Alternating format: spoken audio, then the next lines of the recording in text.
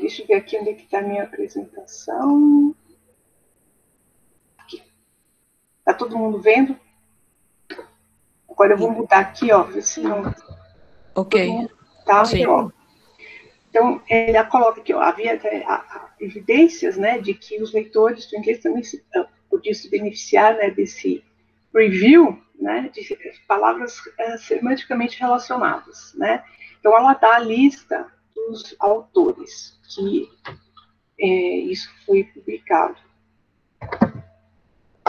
Mas aqui, olha, nessa aqui, ela já fala nessa palavra aqui, elusiveness, né, que é uma coisa assim, até eu fui checar para ver se eu não estava, que é como em português, né, que a palavra vem do latim, que elusivo, né, é que está sempre tentando, que é difícil de você pegar, entendeu? Ele está sempre fugindo de você, você não consegue achar, né, prender.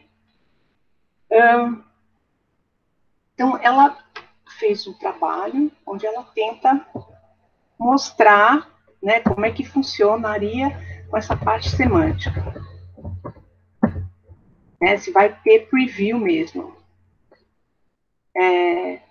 Aqui,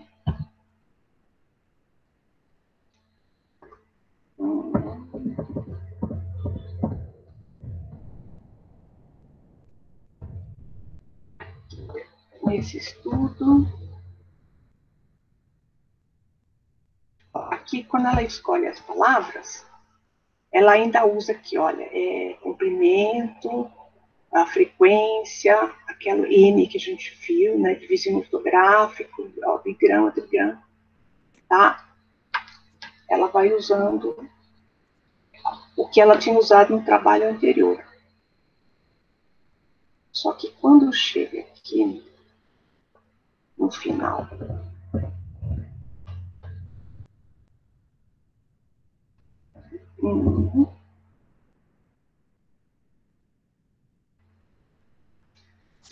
a primeira aqui, ela se justifica, né, porque ela não encontra esse semantic, né, e o porquê que ela não encontra? Porque ela fala que é ilusório, quando você vê na primeira leitura os casos que eles têm, né, no first pass, eles têm tempo de duração menor, mas depois, quando você vai pegar as outras medidas, ele teve regressão, ele teve mais tempo, em outras palavras, entendeu? Para poder compensar essa first pass que foi mais curto, mas foi mais curto porque é uma questão contextual. A pessoa acha que é uma palavra, entendeu? E quando ela passa dali, né, daquele... chega no target, ela vê que não funciona. E aí todas as outras medidas vão evidenciar isso, que essa medida mais curta que de alguns casos, né, no first pass, na verdade não é o que se está procurando, porque eles estão procurando que realmente quando você passa da questão Boltonaro, que você consegue identificar a palavra durante o preview, né, quando você vai para o target, você tem só completar aquilo, né, ou se até em alguns casos, né, você pula a palavra. Mas se você tiver que voltar para checar, então aí não teve vantagem nenhuma.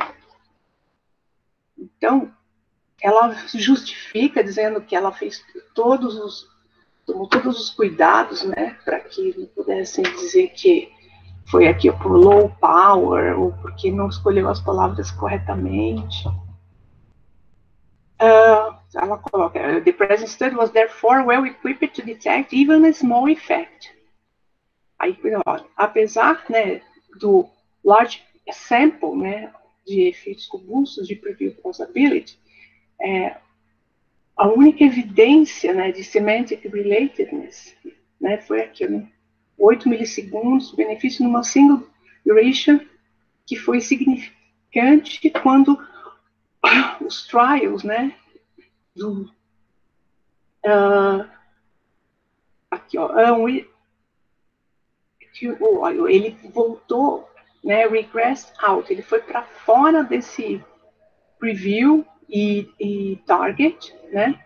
Então, quando você tira aquilo, você consegue, mas aí não é significante, né? Acho que é. Então, aqui,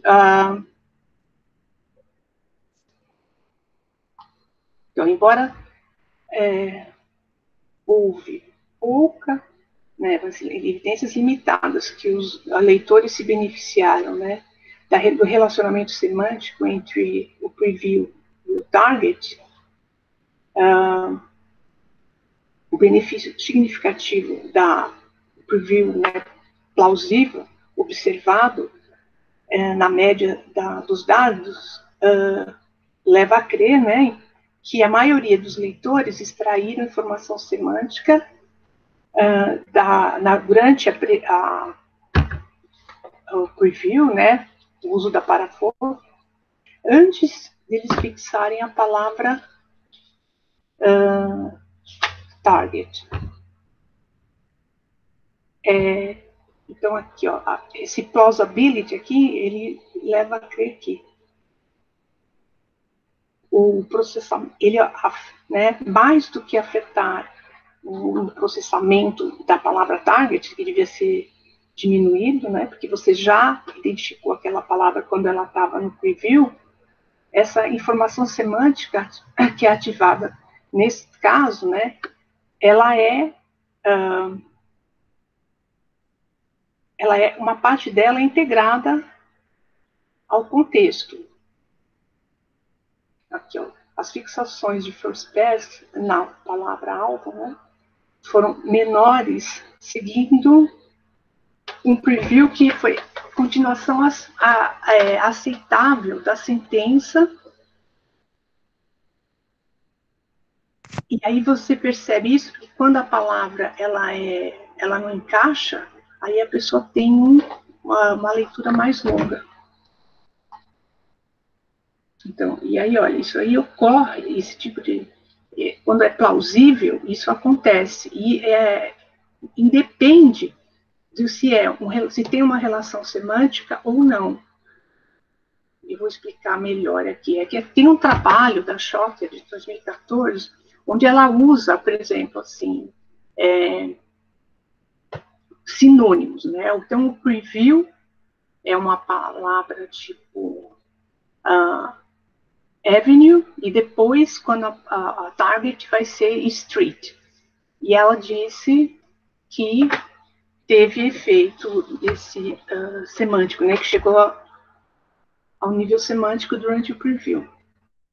Aquilo que ela testou foi se isso daí acontece mesmo porque é realmente isso que aconteceu ou é porque era uma palavra plausível, né? E a conclusão que ela chega é que é porque é plausível. E se é plausível, não é uma questão de preview benefit baseado no bottom-up, e sim por causa do contexto.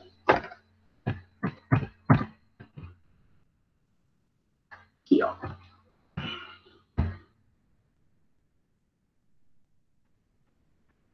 Aqui, ó. O único efeito significativo, né, de relatedness, né, numa single fixation duration, quando você exclui todas as regressões, pode indicar que o preview, que era plausível e semanticamente relacionado, então eles tinham uma chance menor, né, de não se encaixarem na integração, né, e aí não haveria regressões. Então, resulta num pequeno benefício do preview, né, que é o único que ela disse que poderia dizer que teve, mas não era exatamente isso que eles estavam procurando. E aqui ela vai mostrar nessas individual differences uma coisa que no trabalho da Schotter não tem, que é como a questão do spelling, né, a questão lexical, vai ter um impacto muito grande. Então, aqui, ó, lower proficient readers show the largest difference between plausible and plausible preview conditions on first pass fixations, né? Cris, uma dúvida. Aqui você ainda está no mesmo estudo ou já mudou o estudo? Não, eu estou no mesmo.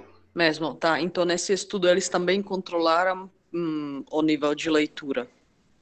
Eles fizeram a mesma coisa que nos outros. Todos eles têm, é isso aqui, ó, estímulos norming, onde eles fazem toda aquela teste para ver se a palavra que vem em seguida ela é uma palavra realmente frequente. E aqui, mais do que isso, se a palavra é plausível, né? Além de frequente. Então, então se a palavra, olha aqui, ó, se ela é plausível, se ela é semanticamente relacionada, você vê que ela tem aqui, ó, for the 18 participants provide semantic related judgment, ela se cerca de tudo isso para que quando o leitor estiver lendo a sentença, né, a palavra que está no target e o preview realmente tem uma relação que foi testada antes. É isso? Ok. Ok? E aqui, no final,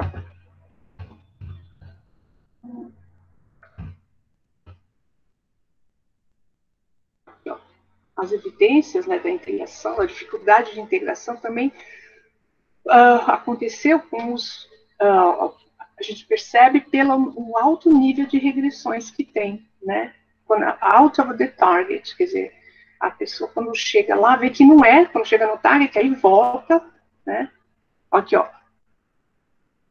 palavras antes do target, né? Para tentar ver o que deu errado, que não era a palavra que estava imaginando que fosse. E isso daí, então, é mais sentido ainda nos leitores de baixa proficiência, né? Então, o Semantic Preview Benefit, em sentenças que são neutras, ou seja, que o contexto não ajuda, né? Não te leva a imaginar o que está escrito ali, mostra que, na verdade, há uma integração, mas é no sentido da sentença e não da palavra. Entendeu? Da palavra que está no preview e a palavra target. Ó. Então, olha aqui, os leitores de alta proficiência, eles tiveram maior número, né, de skipping. Então, quer dizer que eles completaram aquela parte L1 que a gente viu no Noisy Reader, né, do processamento parafoveal. Então, eles fizeram isso no tempo que é esperado de quem vai ter o Review Benefit. Aqui, ó, isso significa que a maioria dos trials em que o processamento em L1 não completou rápido o suficiente, né, para promover o skipping na palavra-alvo, né, do target, os leitores de alta proficiência era mais provável, né, que eles fizessem isso do que os leitores de baixa proficiência. Mas aquela palavra, contudo, eles não apresentaram o benefit preview, né, no gaze duration, que era esperado, né, se a facada tivesse sido executada, ou a integração, os custos de integração, né, por palavras que eram implausíveis, né, se eles tivessem completado o lexical retrieval, né, antes que o target fosse apresentado. Então, higher proficient readers era menos provável que esses leitores, né, os mais proficientes, fizessem regressões, né, a partir da palavra alvo para palavras antes da sentença. E menos provável que eles voltassem à palavra alvo. Então, assim, eles identificaram corretamente qual que era a palavra que a palavra alvo é como preview. A gente, olha, eu acho que vocês não estão entendendo nada, porque pela minha dificuldade para chegar até aqui, deixa eu ver aqui, ó. Os resultados dos presentes estudos sugerem que a fonte, né, de preview semântico, né, o benefício do preview semântico, em sentenças neutras do inglês, elas só funcionam, né, no que você imaginar que na integração com a questão do contexto, né? Então, usando o contexto, né, isso pode ter. Mas há pouca evidência que entre os leitores proficientes, essa relação semântica entre o preview e o target, né, aparecesse o benefício primeiro, né, no first pass reading. Pelo contrário, então, o presente estudo mostrou que há claras evidências de que há um plausibility preview, né, se a palavra ela é plausível, e não se ela é semanticamente relacionada. Os leitores de baixa proficiência mostraram que eles têm, olha, um benefício no first pass reading, né, quando o preview é plausível, né, mais do que quando é implausível, e independe se a palavra ela é semanticamente relacionada ou não à palavra-alvo. Ela falou, esse efeito não aparece entre os bons leitores, o que sugere que eles eram mais sensíveis, né, essas discrepâncias ortográficas entre o preview e o target. A gente vê aqui, olha, por exemplo, quando a palavra baseline era cycle, então aí você tem se é idêntico, então é cycle também, mas se for plausível e semanticamente relacionado, era um insane. Se for implausível, mas semanticamente relacionada, é murder. Plausível e não semanticamente relacionada, modest, e aqui, que é implausível e não é semanticamente relacionada.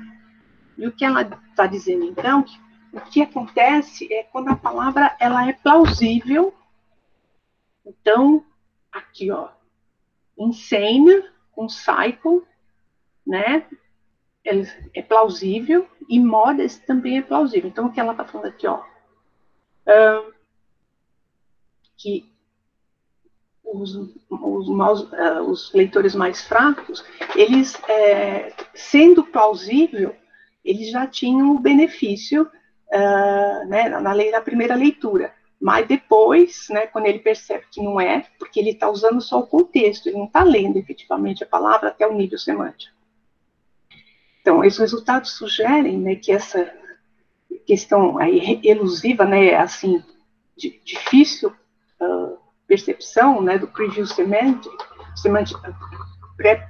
pré-processamento semântico, o benefício do pré-processamento semântico no inglês comparado à nossa língua, não é porque os nossos leitores, né, falharam na hora de pegar os atributos semânticos da palavra parafoveada, mas porque depois os mismatches entre o preview e o contexto da sentença, ou mesmo com a palavra-alvo, fazia que havia um disrupt, né, processo, ou seja, quando a pessoa tem que voltar, entendeu? Acontece uma coisa que não é comum na leitura, porque no normal, quando a gente está lendo um texto normal, é que quando você está vendo a palavra, né, parafovealmente, ela não vai mudar quando ela passa a ser foveada, é a mesma palavra. Agora, aqui, como é um teste que está tentando entender como é esse processo, você manipula, né, mudando a palavra para ver o que acontece. Então, aquela diz, provavelmente, essas pessoas tiveram os bons leitores teriam, vamos dizer assim, o benefício, né, do pré-processamento, mas aqui no texto, né, nesse trabalho, você não sabe porque o que acontece que, como a palavra era outra, aí aquilo acabava prejudicando, tem que voltar mesmo ele tendo analisado corretamente a palavra que estava na parafúvia. Professora? Oi. Mas essa conclusão não afetaria todos os estudos usando barreira invisível? Porque se a gente for levar em consideração que todos os estudos vai ter esse disrupt por causa da mudança da palavra, aí a gente não pode atribuir nenhuma... A única que você poderia é quando é idêntico, quando não muda, entendeu? Que você tem alguns trials que vão ser idênticos, né? Aí essa não mudaria, porque na verdade você está vendo uma palavra na parafúvia que vai ser realmente a palavra que vai estar fluviada. Mas aqui, o que para mim ficou é que assim, ela acha que o que se tem, o que se consegue, não é um preview semântico baseado na questão do bottom-up mesmo, mas sim uma questão de top-down. Pelo menos foi que ficou para mim.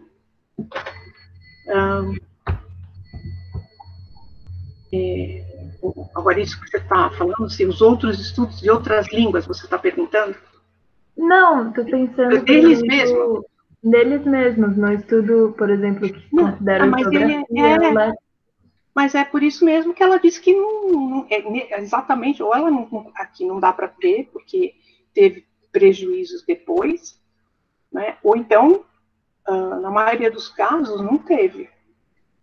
Tá? Quer dizer, é possível que tenha no inglês, quer dizer, então existe pré-processamento, benefício pré-processamento? Sim, mas quando os leitores têm altíssimo, assim, são proficientes. E o que se percebe é que é muito difícil, são poucos os que conseguem essa, vamos dizer assim, proeza. Então, o trabalho fica sempre com esse viés. Aí, no trabalho seguinte, ela vai aqui mudar. Então,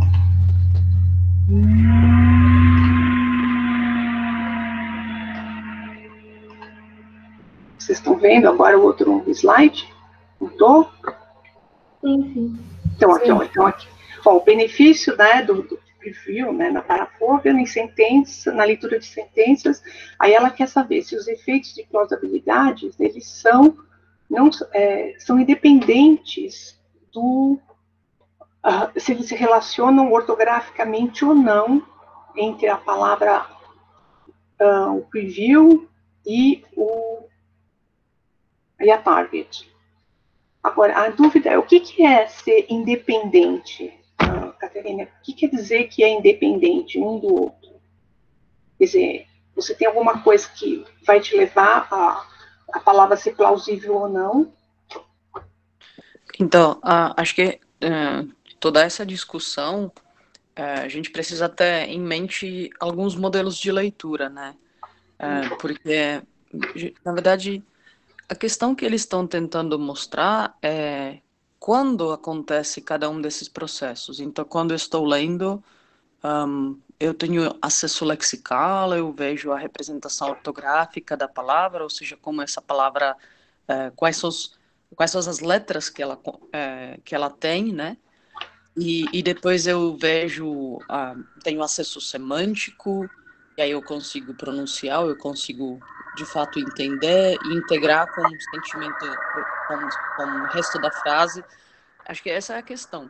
Então, na conclusão anterior, o que eles falam que não há evidência de que mesmo bons leitores, né, fazem acesso semântico do preview, ou seja, que eles têm um preview benefit em relação ao acesso semântico pleno, porque a diferença é muito pequena, né, 8 milissegundos. Ela tá lá, mas ela é pequena, e ela tá lá só em bons leitores. O que seria, então, esse acesso semântico? É quando, de fato, eu consigo acessar, né, o significado semântico da palavra. Então, quando eu estou numa palavra anterior, será que eu já estou, né, no cantinho do olho, vamos pensar assim, acessando, processando palavra que vem em tal nível que eu estou finalizando ou completando o acesso semântico? Tá? Então, do artigo que você acabou de apresentar, a evidência é que em inglês, talvez só leitores muito bons têm algum nível de acesso semântico. Tá? Sim. E ainda a questão é, qual a diferença, como você está colocando agora, entre acesso semântico pleno e só acesso semântico no nível de que, bom, essa palavra ela é plausível, mas ela não é exatamente, né, a palavra correta, vamos Sim, dizer a assim. palavra que efetivamente está lá, né? É Plausível. palavra, exato, ela é uma palavra plausível no contexto, mas cujo significado ainda fica meio estranho quando de fato eu consigo acessar o significado dela. Tá? Então, acho que a diferença entre plausibilidade e semântica é esse, né, Cris? Uhum. Agora, qual é a questão nesse título, né? Uhum. Por que eles estão levantando a pergunta se, então, essa plausibilidade ela é independente, o efeito dela é independente da similaridade ou né, ortográfica. Aí, de novo, é outro termo, né? O que é representação ortográfica ou ortografia? É justamente como a palavra é composta, né? Quais são as letras que estão nela. Quais as letras, isso. Exato. Uhum. Então, muitas vezes acho que eles se baseiam no modelo de dupla rota de leitura, onde você tem acesso ortográfico ou lexical, depois você tem acesso semântico e acesso fonológico. São modelos de leitura, eles tentam me explicar, né, de forma cognitiva como a leitura acontece no cérebro. Então, se a gente for pensar no leitor experiente, né, quando ele lê uma palavra, provavelmente, né, ele já tem alguma representação ortográfica dessa palavra. Todo mundo já recebeu algum dia esses e-mails onde as palavras são distorcidas, por exemplo, temos primeiras letras e o resto são números. E a gente consegue ler, né? A Uhum. gente consegue ler palavras incompletas Sim. e ler frases e ler mensagens assim. Então, isso significa que nós não fazemos leitura do zero, né? Não processamos todas as letrinhas.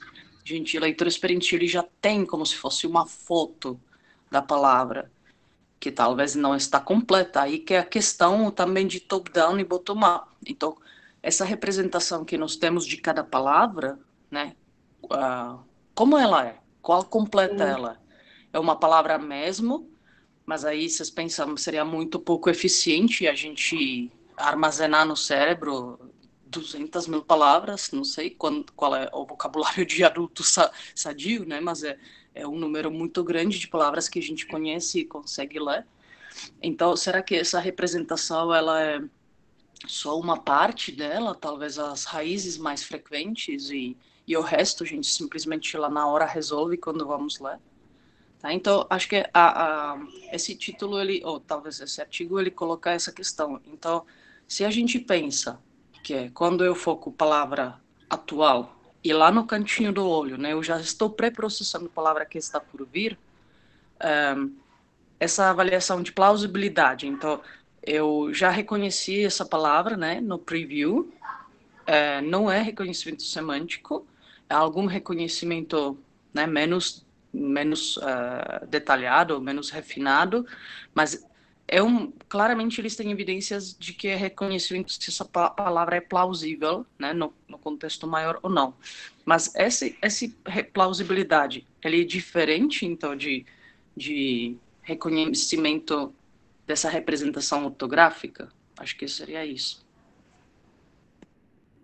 Então, mas aí, por que ela diz que independentes? Eu não entendi por que independente, porque, como você disse, a gente entende que o modelo é uma. Você primeiro vê se a palavra é frequente, aí você vai vendo vai a letra, vai seguindo, não é? Vê as letras, o som, começa pelo bigrama e vai até você chegar no nível semântico. Agora, se a plausibilidade ela é separada, independente da relação ortográfica, você faz uma e a outra, e elas não se juntam, ou elas podem se juntar, como é que é isso? Então, essa é a grande questão. Porque, se você pensar esses modelos, essas caixinhas de acesso lexical, acesso fonológico, acesso semântico, eles são dos anos 60. E então, sabia que esses estudos como a Eye-Tracking, eles estão justamente né, questionando e provavelmente vão, com o tempo, né, completar esses modelos cognitivos que foram construídos basicamente só em cima dos estudos de leitura e tempo de reação e manipulação da frase, mas não com Eye Tracker. Tá? Acho que é uma boa questão que você colocou. Porque quando ela coloca independente, você pensa assim, bom, eu tenho dois caminhos, né? Eu posso ir pela questão ortográfica, que, vamos dizer assim, pode me levar a entender. Então, se, por exemplo, se a sentença não tiver nenhum tipo de bias, né? Eu vou ter que ler cada palavra, eu posso ter o benefício semântico, ainda posso ter. Mas outras questões podem ajudar, né? Como a questão da plausibilidade. Porque se a gente pensar que o leitor, como só poucos consegue, no inglês, ter essa preview aí né, com acesso semântico, então as pessoas não conseguiriam ler. Né? A maioria das pessoas não conseguiria ler e entender nada. É que elas usam um outro tipo de estratégia, né? Ou tem uma outra questão aí que está disponível, que é a plausibilidade. É isso? Cris, acho que é isso, né? Eles sugerem no artigo que existem dois mecanismos independentes em relação a preview benefit, né? O que acontece no preview.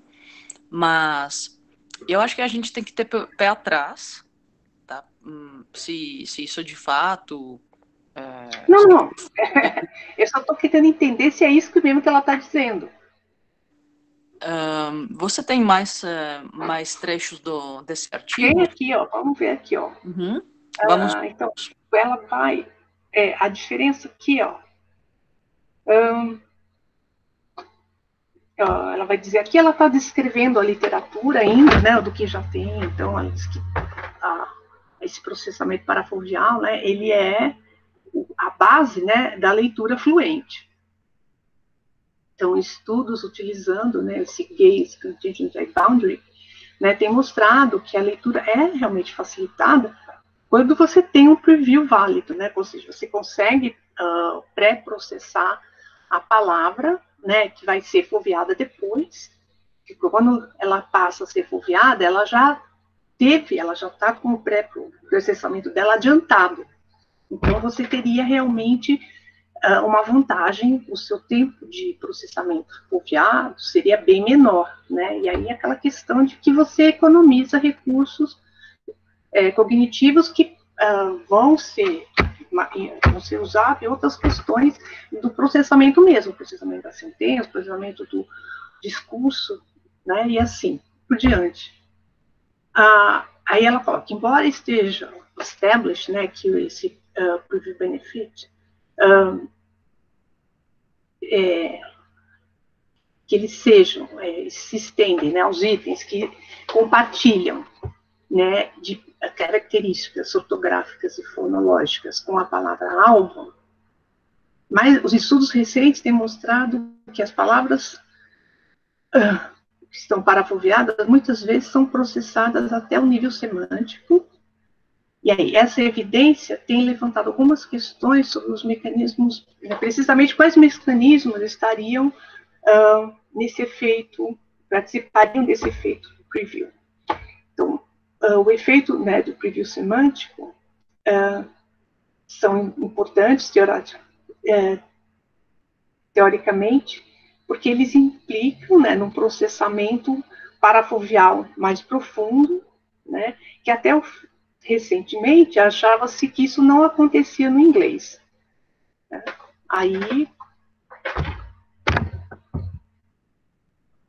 então, para prover, né, esse insight, né, no processamento parafoveal, né, chegar semântico, no trabalho anterior que a gente viu, ó, eles investigaram se o preview semantic era fruto da facilitação pelo overlapping, né, pelo overlap é quando se sobrepõe, né, as características semânticas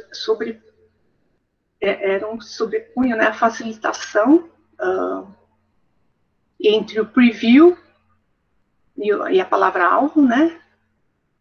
E aí era do contexto, da probabilidade contextual.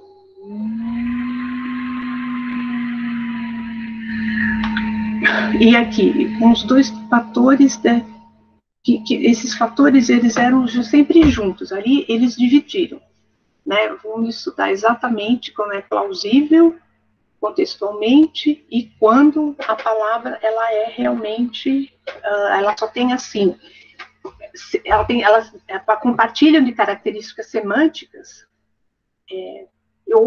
mas elas não são plausíveis. Então, o que eles perceberam que o que é plausível é que conta, né? Muitas vezes a palavra ela não compartilha características semânticas e mesmo assim os maus leitores fazem usando o contexto, eles conseguem ter uma leitura do primeiro first pass que é menor, mas isso depois tem o custo, que quando entendeu, vai ver que a palavra era plausível, mas não era ela, na hora que você faz a integração, você vai ter que fazer regressão, aumentar o tempo de fixação na palavra-alvo, para poder tentar compensar, porque você imaginou que era uma coisa, não era. Então, ela falou que ali não é porque teve esse processamento da palavra, né? Era só pela probabilidade de ser plausível. Aí, olha, os resultados mostraram que a plausibilidade, né, da palavra em preview, ela foi controlada e que não teve efeito de preview e target relacionada a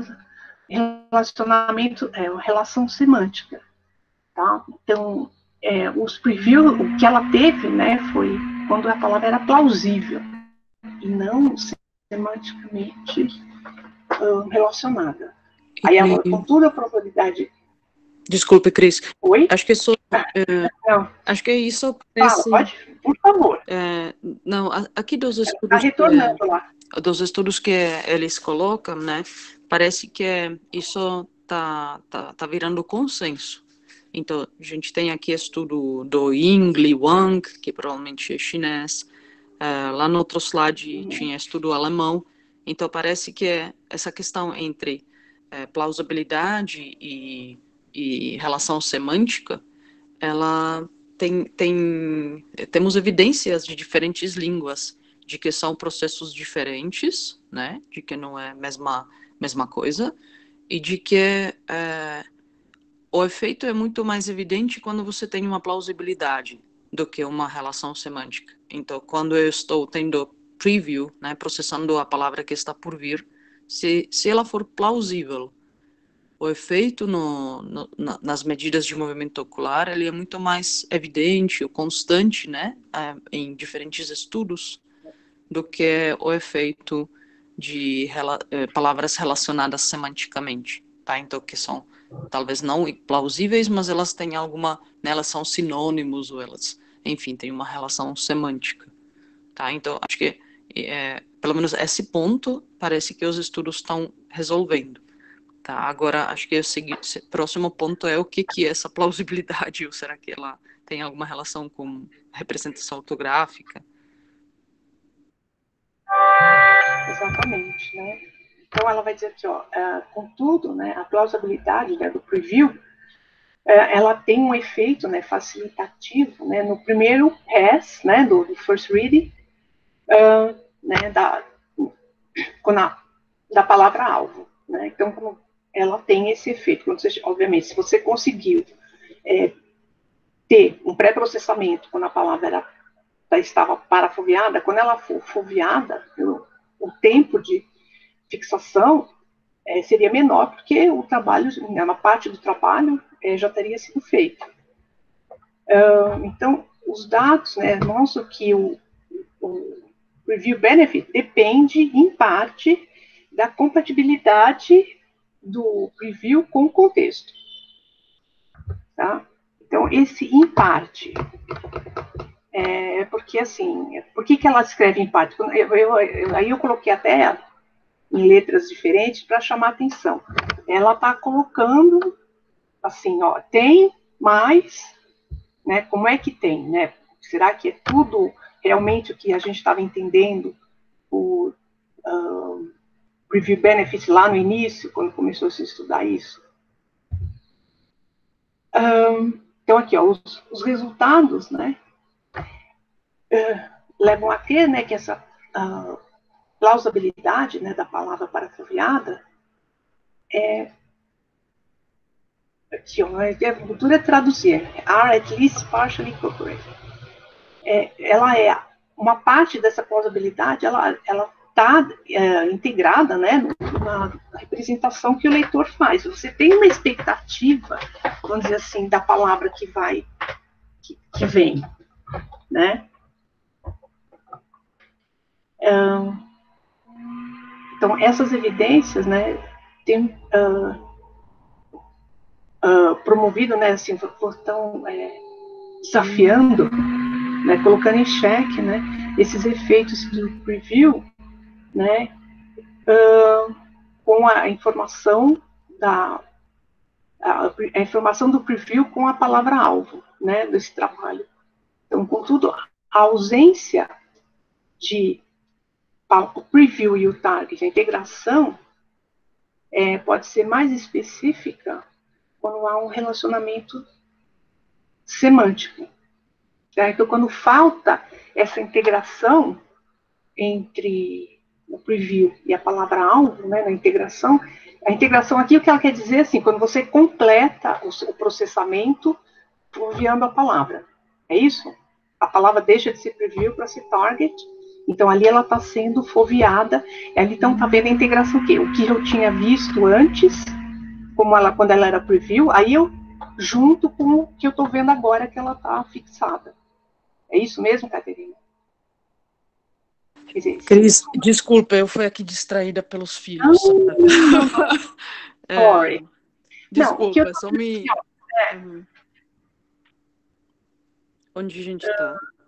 Então, aqui eu estou falando do que ela está explicando da literatura antes de apresentar o trabalho que ela vai fazer, né, da pesquisa que ela fez.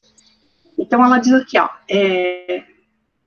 essa questão de que a pessoa tem um efeito da plausibilidade na palavra que está sendo parafoveada, né, e que ela coloca, ó, at least partially, ó, pelo menos parcialmente, elas estão incorporadas pela representação que o leitor está fazendo da palavra seguinte, da palavra que vem, entendeu? Você tem uma expectativa.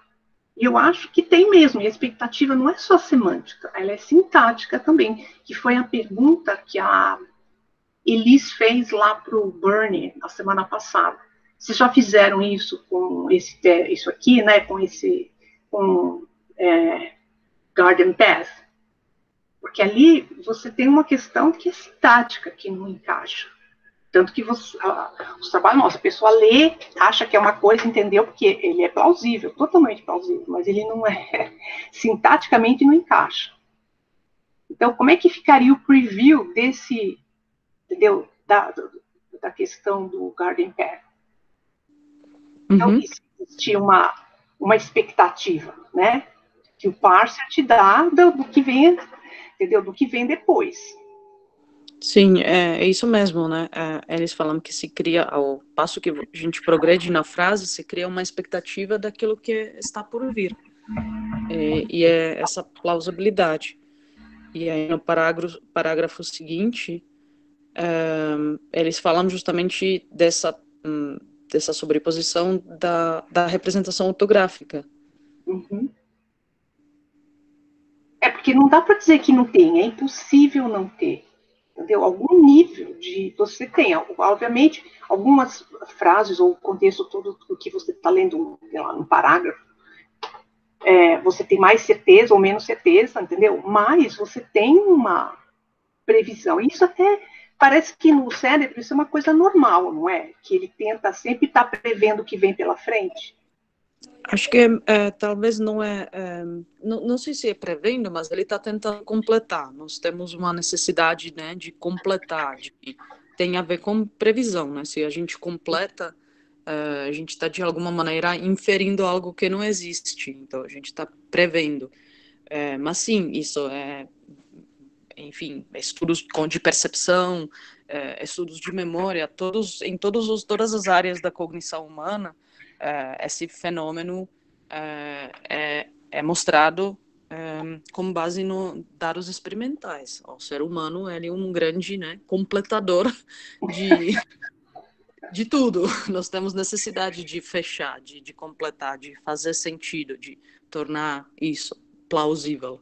Essa é uma boa palavra. Acho que na leitura não poderia ser diferente.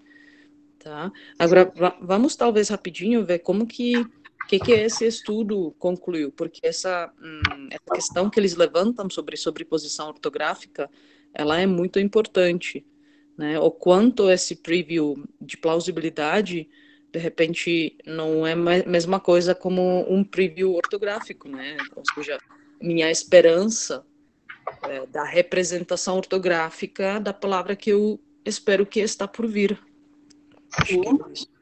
Quer ver? Aqui, deixa eu pegar esse outro aqui.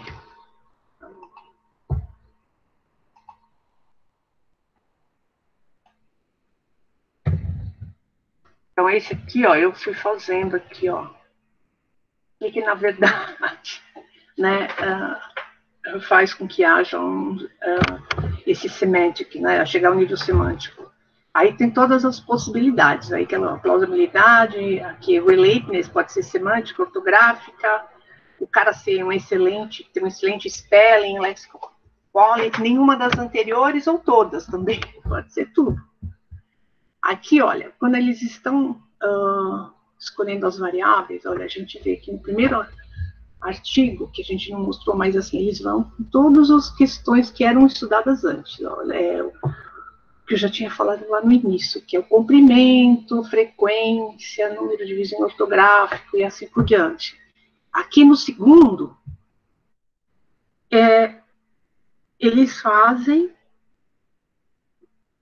também frequência, comprimento, bigrama, frequência do bigrama, frequência do trigrama. Aqui a gente imagina que seja o inicial também, né? E aqui tem essa questão aqui, ó. Lá, no primeiro, é um overlap semântico. E aqui, ele é um overlap das letras. Né? E aqui tem o cross predictability, sentence fragment, toda aquela questão de normatização, eles têm igual. Nesse terceiro agora, que entra essa relação aí ortográfica, né? Aí, olha, você só tem o comprimento e a frequência. Aí, ó, os vizinhos, eles já não estão mais, os bigramas, os trigramas não estão mais. Aí você tem uma proporção de palavras que se sobrepõem, ao invés de bigrama e trigrama. Então, de alguma forma, ela achou que isso não era importante, né? Estudar essa questão dos vizinhos ortográficos, mas sim quantas letras a gente, entendeu? As palavras, quanto que a palavra do preview e do target tem de mesmas letras. Isso tem a ver com a questão ortográfica, não é? Mas não, por que não preview e não bigrama e trigrama? Então, acho que é um refinamento realmente em relação às métricas, né, de similaridade ortográfica. Então, vocês lembram como que é feito o cálculo dos vizinhos ortográficos? Na verdade, é contado, né? Quantas palavras... Na verdade, não é assim. Então, número de vizinhos ortográficos é definido pelo número de palavras que podem ser criadas a partir da palavra-alvo com mudança em uma única letra. Isso. E como, né, os estudos evoluem, eles mostram que essa métrica, ela às vezes pode ser um pouco insensível à real similaridade, né? Então, se você tem, por exemplo,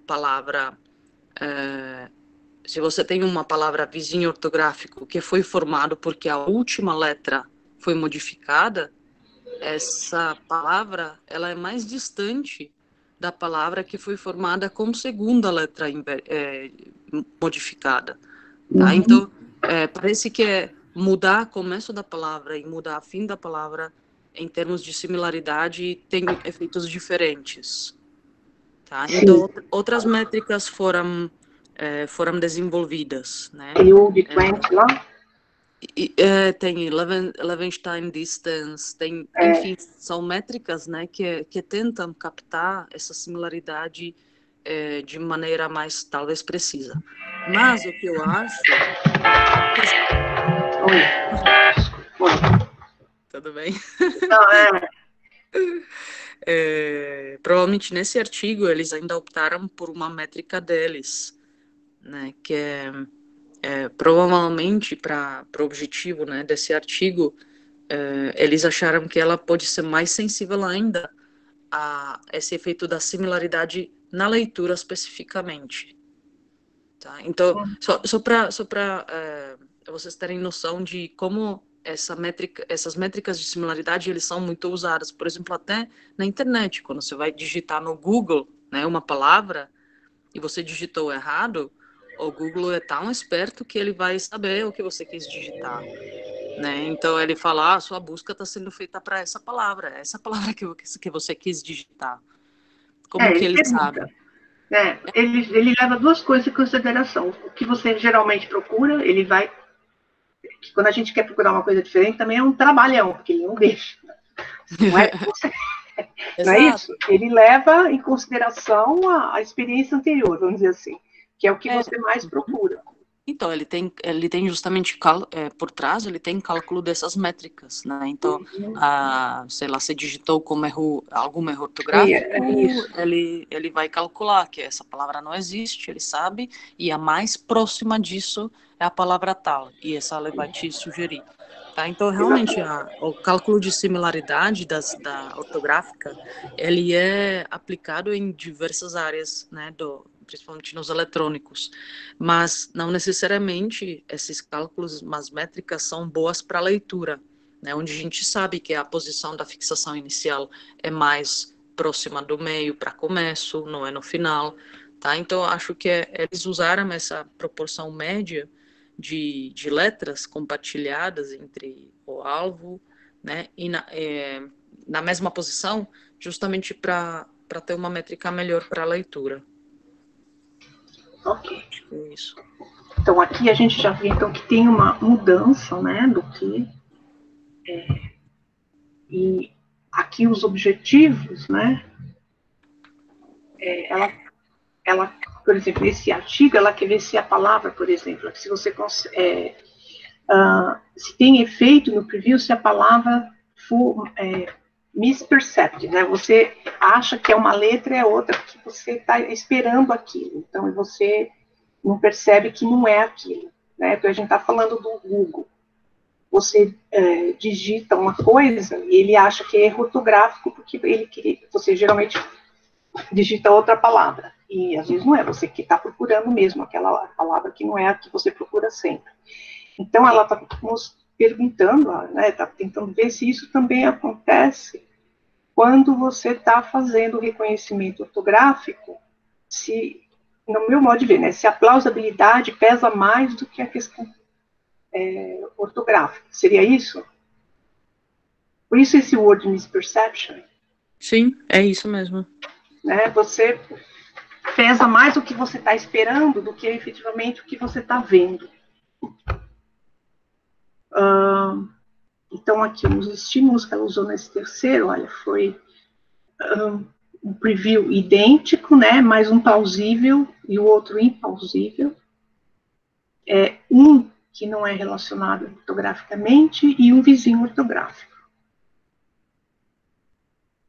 E aí, olha, as evidências, né, mostram que a detecção do target, né, é mais acurada quando o preview tem um vizinho ortográfico, né, com a palavra alvo, mais do que quando ela é uma palavra não relacionada, né, que implicaria que os leitores, ocasionalmente, né, eles mispercebem, né, eles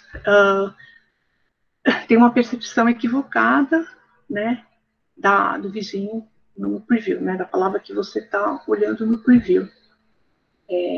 A plausibilidade pesa mais do que a ortografia. Ó, então, aqui no artigo 3, ó, os dados do presente, né, mostram que, independente, né, se a palavra contextualmente ela encaixa ou não, a ativação, né, sublexical dos componentes, né,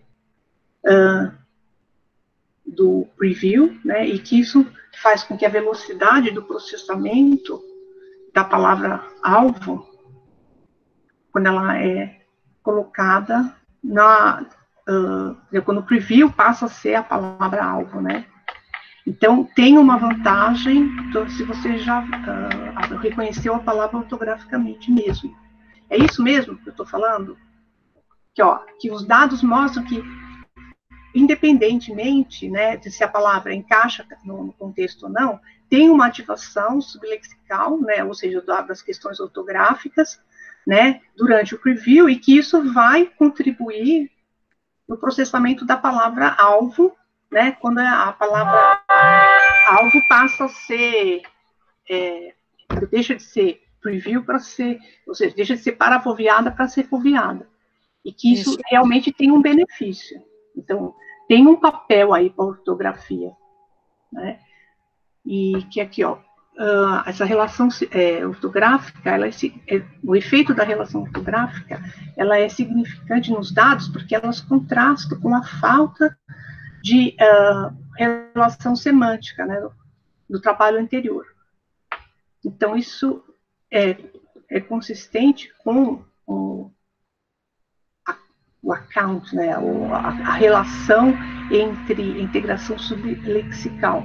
Então, a falta de sobreposição ortográfica entre palavras, né, entre o preview, que é semântico, entre o target e o preview, que são relacionados semanticamente no estilo do anterior, significava que não havia o benefício na palavra-alvo, né,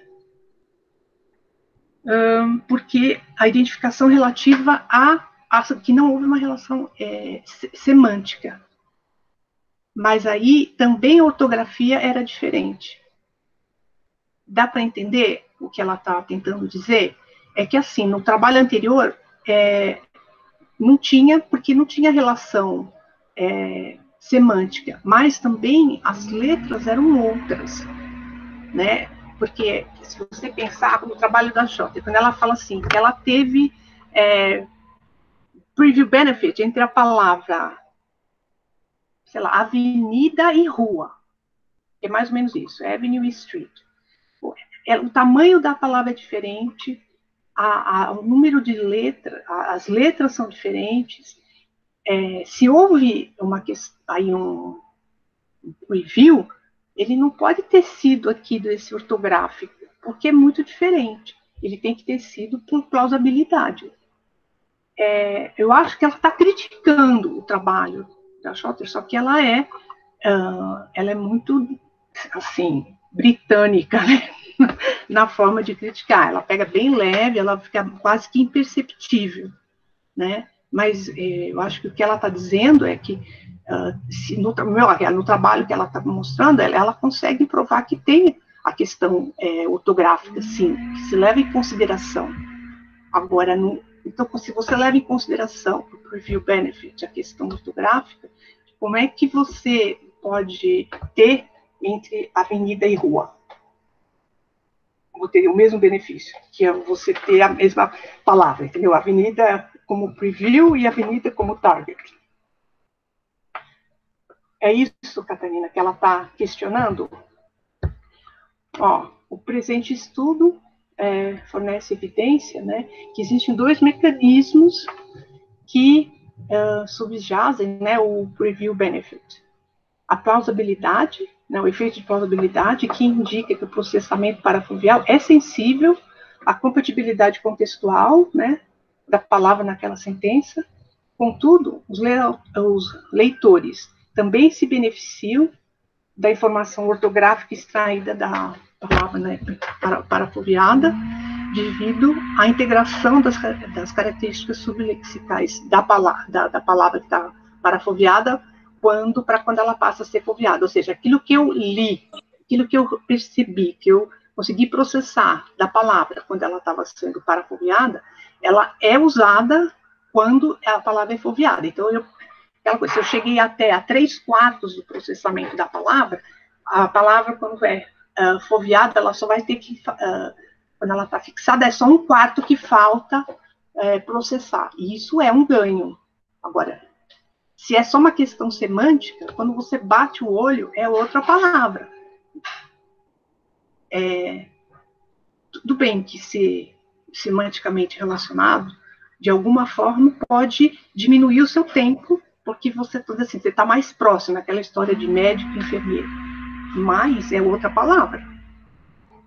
É isso mesmo, Cris. Acho que aqui a conclusão dela, ela está bem clara, e acho que é bem legal ver ela, né? Ela começa de um ponto, ela faz vários estudos e ela volta no começo, né? Para concluir que, na verdade, você tem dois processos, provavelmente até a gente poderia extrapolar na questão de processamento bottom-up e top-down.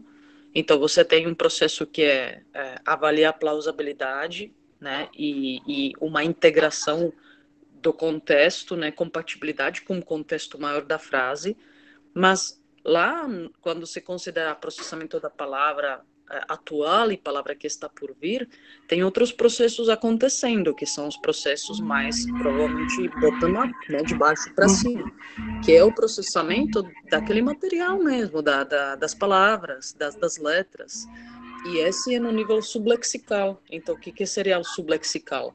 Não tenho acesso a significado, não tenho nem acesso pleno à representação lexical da palavra, ou seja, né, a forma completa daquela palavra, forma ortográfica completa, mas eu tenho acesso a alguma representação mais rudimentar daquelas letrinhas, dos conjuntos, né, dos pedaços daquela palavra que está por vir. Ou seja, eu estou processando essas características sublexicais, provavelmente ortográficas, e elas estão sendo integradas com tudo aquilo que já está ou já foi processado da frase. E esse processamento bottom-up, esse processamento mais de características físicas mesmo, provavelmente ele é mais, ele tem peso maior, né, no padrão de movimento ocular, quando eu de fato chego nessa palavra. Ou seja, se eu chego nessa palavra e eu encontro uma outra palavra, né, porque é o procedimento do eye tracker, porque o programa do eye tracker mudou essa palavra, o custo disso é muito maior e ele é mais evidente nessas métricas do que se eu chego nessa palavra e ela tem essas mesmas características, mas mudou a parte semântica dela, né? Então mudou, quando muda a semântica, o custo nas métricas do movimento ocular, ele é muito menor. Ele é, assim, às vezes ele nem aparece, né, em alguns setores. Então eu acho que é um caminho, é bonito, né, ver esse esforço todo publicado, e acho que é um dado bem de peso. Agora, Não sei qual é a sua impressão depois de rever 3 artigos dessa forma bem didática, né? Colocar os 3 um do lado do outro. Olha, eu ainda tenho aqui uma dúvida. Eu queria saber, né, não sei se existe isso, né, mas a impressão que eu tenho, pode ser simplesmente impressão, é que o processamento bottom-up, ele é mais rápido do que o top-down, entendeu? Ou seja, a questão de expectativa, a questão da plausibilidade, ela é importante, ela tem um peso, mas se eu conseguir identificar a palavra que está parafoviada, se eu conseguir chegar o mais próximo que eu puder da parte semântica, isso daí, esse conjunto, né, quando eu passo para falar, quando ela passa a ser foveada, eu já ganho esse tempo e assim eu vou sucessivamente lendo mais rápido. Eu acho que só vem a questão top-down quando você não consegue, entendeu? Você você vai fechando por outros caminhos, porque esse caminho você não consegue ir por ele, entendeu? Por algum problema que você não consegue ler. E a gente pensa que em texto que a gente lê habitualmente, como é que essas coisas podem acontecer? Por exemplo, você está lendo a palavra, falhou a tinta, ou qualquer coisa do tipo, que você não consegue ter um processamento parafovial completo. Então, o bottom-up o top-down vai fazer o trabalho que ele tem que fazer, de te dar uma expectativa do que vem depois. E aí geralmente a palavra, ela é a mesma, né? Você não estava vendo ela inteira, estava apagada, mas quando você põe foveada, você consegue e vai dali, entendeu? Você aproveita o que você já tinha feito enquanto ela estava parafoveada. Eu acho que quando entra o top-down, ele entra depois. É lógico que essas medidas são muito rápidas, mas eu diria que ele não é o primeiro. Eu acho que concordo contigo, Cris, parcialmente. Eu acho que é muito difícil de separar o bottom-up e top-down. Eles devem acontecer ao mesmo tempo, ainda mais quando a gente já está no meio da frase, né? Não é o começo da leitura.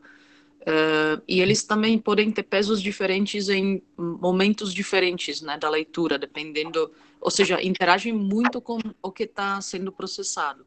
Então, se eu estou lendo um texto familiar, pode ser que eu até consigo prever mais do que quando eu estou lendo um texto em outra língua, ou texto totalmente desconhecido, com palavras desconhecidas. Aí eu dependo muito mais do processamento bottom-up. Mas, de qualquer maneira, é como se para o cérebro tanto faz, né? É uma coisa só. E nós tentamos forçar essa separação e tentar, de alguma maneira mais didática, classificar isso e estudar isso. Outra coisa que eu acho que depende também muito do leitor, né? E o nível de leitura como eles estão mostrando, e até dos costumes que a gente cria ao longo da leitura. E por último, acho que é importante também dizer que a técnica que você usa, ela também vai influenciar o dado que você coleta. Tá? Então, por ser o eye tracker e por ser uma manipulação online, né, daquilo que eu estou vendo, aquilo que está por vir, e quando eu chego lá, a palavra mudou, porque o eye tracker possibilita isso. Eu também acho que a gente está, talvez, né, parcialmente, a gente está modulando o resultado que estamos coletando. Tá? Então, de repente, mudando a técnica, esse resultado seria poderia ser um pouco diferente. Então, é muito, assim, a gente não vai conseguir bater martelo, né? Não. Acho que o que a gente pode fazer é o que você fez, né? Comparar os estudos, e seria interessante, de repente, a gente ver como que, se alguém estudou a questão nesse nível, né, de plausibilidade, overlap ortográfico e previsão semântica, em alemão ou alguma língua regular, né, porque temos também isso, mais um fator, que é a leitura e a língua que a pessoa está lendo. A língua tem um papel importante aí. Isso, mas eu acho que é o nível mais refinado que a gente pode chegar, sabe? Mais que isso eu não gastaria energia e Não, neurônio. não.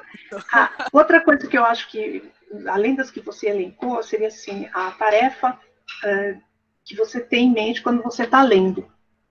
Que tem o trabalho dela, eu não sei se é isso, segundo ou terceiro, que ela fez 2 experimentos, e no primeiro, era praticamente igual, só que no primeiro os trials tinham uma pergunta e você tinha que responder se a palavra, se o preview, né, se tinha aparecido uma palavra de animal, né?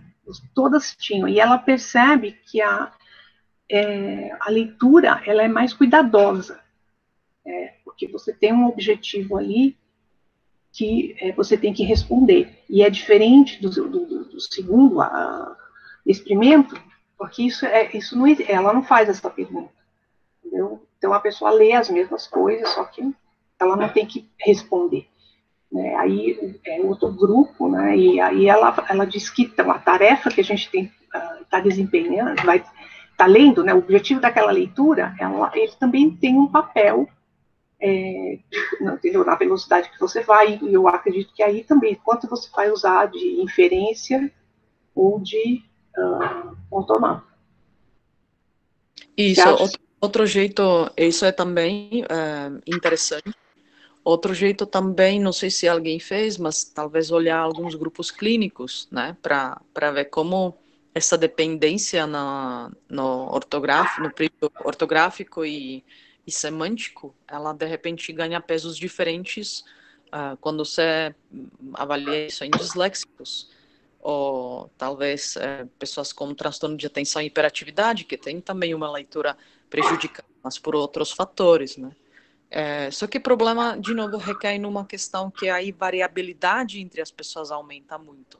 Então, variabilidade entre perfil na leitura, né? O que introduz um ruído que, quando nós temos diferenças muito pequenas, na ordem de dezenas de milissegundos, esse ruído ele acaba interferindo demais e você talvez não consiga mais ver essas diferenças. Tá? Então, essas são nossas limitações experimentais, né? Uhum. E aí, aquele N400, N200, ele pega isso, por exemplo, a questão do preview, se você viu uma coisa, e aí quando você viu uma palavra, e quando você coloca a palavra foveada é outra, isso aí, como é que é o nome dessa técnica mesmo, que eu não me lembro? Quando Potenciais evocados.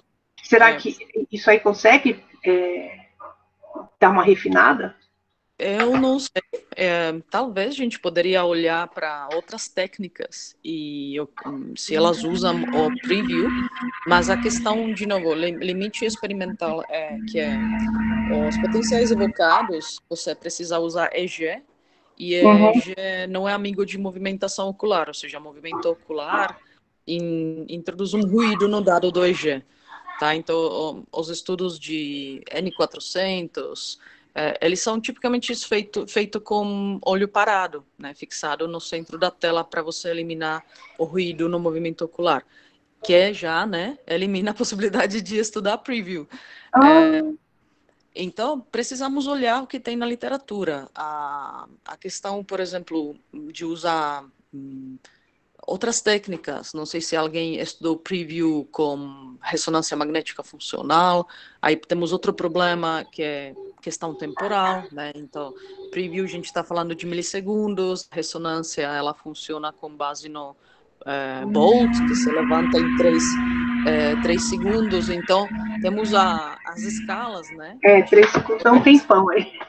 Exato, demora um tempão. Enquanto a gente está falando de 200 milissegundos, você observa efeito no cérebro em 3 segundos, que é um tempo muito, muito, muito longo.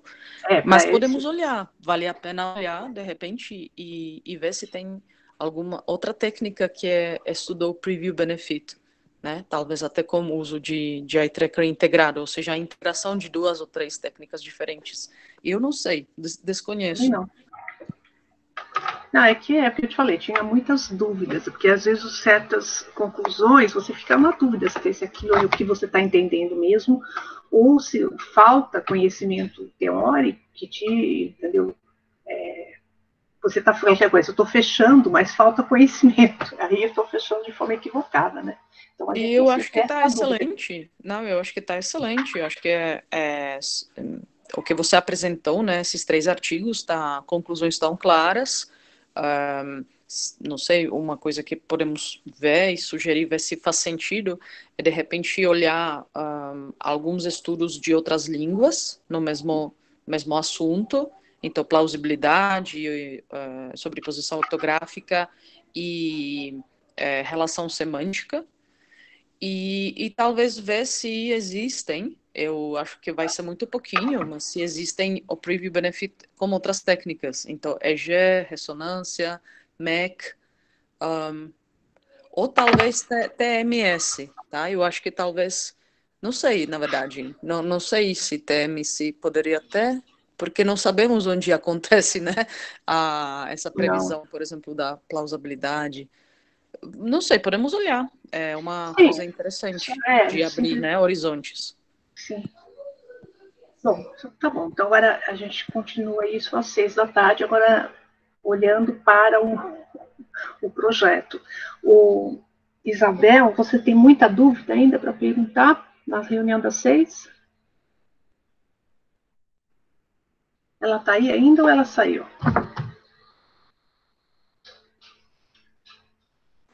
Acho que a Isa está. Agora vi que está também Caroline. Olá, Caroline. Bem-vinda. Não, a gente tem um público razoável. Olha aqui, ó. Deixa eu sair aqui da apresentação. Pronto. Quem que tá? Tá a Caroline, né? A Sheila e a Isabel. Você tá? Ela fechou lá. Você tá me ouvindo? Acho que não. Porque ela fez uma... eu tinha pedido que ela fizesse uma coisa semelhante com os artigos que ela trabalhou, que foram basicamente aqueles que a gente já tinha visto, já tinha apresentado, né? Aí ela tinha que fazer assim, ver o que tinha de diferente, o que tinha de igual, para a gente conseguir juntar, né, com esses. Mas aí eu vejo com ela, depois eu pergunto. Então tá bom, então eu e a pessoal aqui que está do projeto, né, a gente vai se reunir novamente, mas o pessoal, então, eu vejo vocês na quinta, o resto do pessoal. Sheila, eu vou ver o que eu tenho e te mando. A Ana deve te mandar também o material da esquerda, e assim que eu receber o livro, que ele chegar de férias, aí a gente conversa. Porque eu também estou curiosa para ver como é que ela colocou isso entendeu? Tudo que a gente está lendo aqui, como é que ela colocou no método de alfabetização. Cris, muito obrigada. Mas a gente fala disso depois. Caterina, obrigada, beijo para todo mundo. Beijo, obrigada. Beijo, bom dia, obrigada. Bom dia.